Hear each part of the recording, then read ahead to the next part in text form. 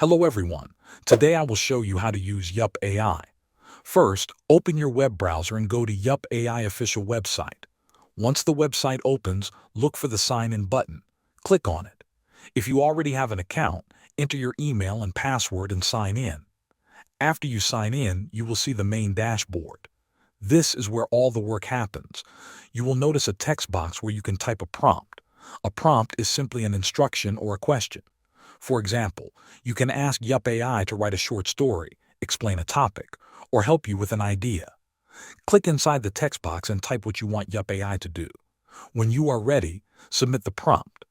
Yupp AI will now generate a response based on what you asked. Read the response carefully. In many cases, Yupp AI will show multiple responses. This gives you options. Take your time to compare them. Choose the one that suits your needs the most.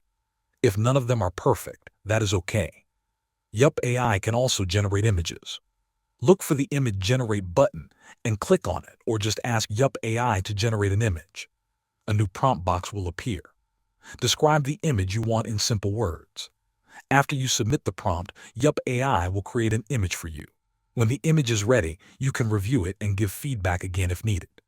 This is the basic way to use Yupp AI for text and images. Thanks for watching.